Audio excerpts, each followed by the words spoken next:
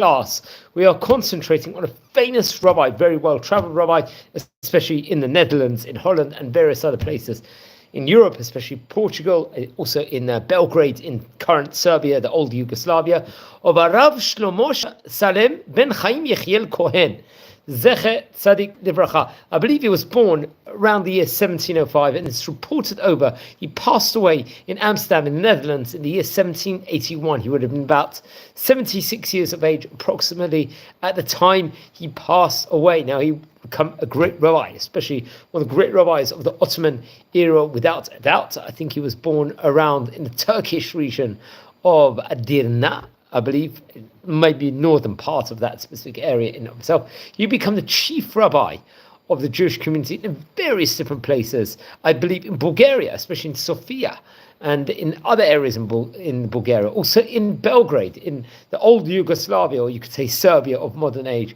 and was a Portuguese Dutch rabbi, also had part of the congregation also in of itself. Let's explore a few of the highlights of the famous rabbi's life. Now, he was born in the area of Edirne, which we spoke about before, and it's actually interesting. He would study under auspices of another great rabbi, Rav Eliezer Nahum, who he himself happened to be at Rosh Yeshiva in the city of Adrianopel in Turkey, and would eventually end up in the land of Eretz Israel, in Israel. And he himself, his teacher, Rav Eliezer Nahum, would end up becoming a Rishon LeZion, a chief rabbi, let's just say, one of the first chief rabbis of Eretz Israel of that era. Very prestigious position, and so really, that just in itself, Rabbi Shlomo Salem would really come from great pedigree of great rabbi, really experiencing. He would also study under auspices of Rabbi Yaakov Avram Giron, another great rabbi. Now, it's actually interesting. Rabbi Shlomo Salem will actually end up becoming the chief rabbi of Vidin, I believe. That was first place in itself. I believe that was in Bulgaria. And then eventually that would promote him to become the chief rabbi of the Jewish community in Sofia. And until, I think this was that time period when Rabbi Daniel David Ashtrog passed away.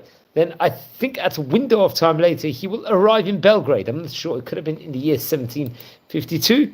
I believe it's reported over. He would arrive in Belgrade and for a period of time. And it's reported over that previous chief rabbi had been Rabbi Natan Ginsburg, I believe. And that stage in time, the position was, let's just say, seemingly vacant.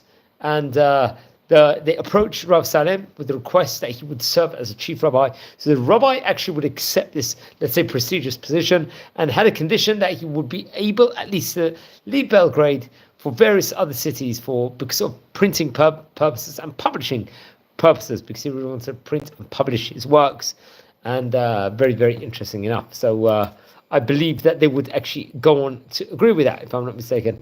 And very much prestigious position. We've spoken about various rabbis, at least a dozen rabbis that have been from the Yugoslav countries in of itself.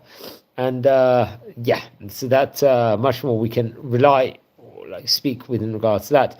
I believe he would get married at that stage in time to he would get married. I think someone connected to the head of the congregation, David Rosso, if I'm not mistaken, to I think his daughter, David Rosso's daughter, or another connection somehow, if I'm not mistaken. I think David Rosso would actually end up becoming the head of the community, of the respective community. And so that's actually interesting.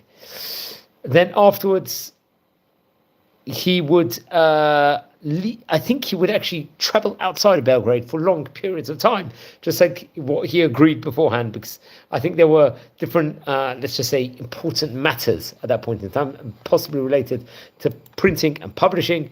But he would also travel very much around all over Belgrade, and a lot of the travelings he would do was for the benefit, let's just say, of his kehillah, of the congregation himself. And I think come with the year 1761, he would actually now come to Amsterdam. So after many, many years, I believe he was in Belgrade, in Yugoslavia, and in Amsterdam, in the Netherlands, he would be appointed the rabbi of the congregation, the Portuguese congregation at that point in time. And now the Portuguese Dutch community was that very, very great community of its day. And It's actually interesting. I think he was still at that stage in time the chief rabbi of Belgrade, if I'm not mistaken, and will be doing, I think, various different workings also at the same time, while he was also based in Amsterdam at the same time. And it's actually interesting. I think at a later stage, it will become Rabbi David Pardo would actually go on to later on become the chief rabbi of Belgrade in his place, if I'm not mistaken. And that's actually interesting. I think there was a connection also with Sarajevo, if I'm not mistaken. Remember, Sarajevo is modern day Bosnia.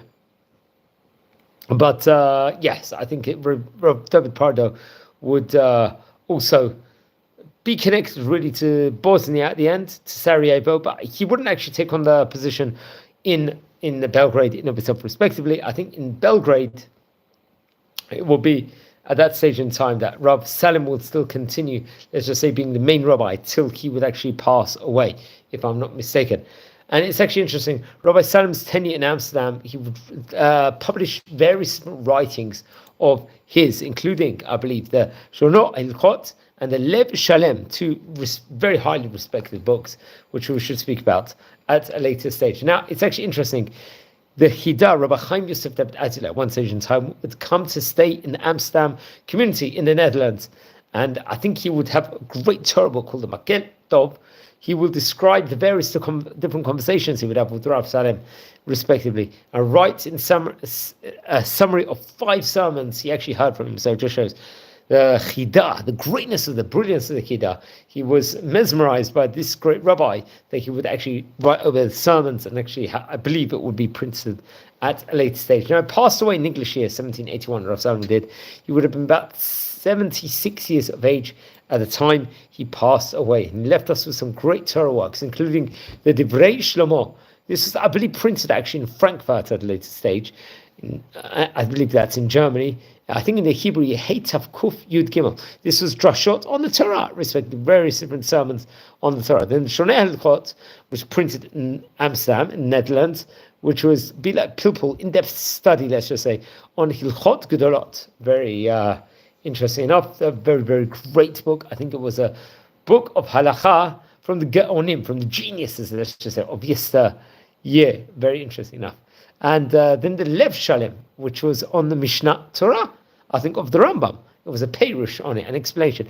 Nechmad Lemara was another one. It was let's say, a writing that would come, I think, at later stage, if I'm not mistaken.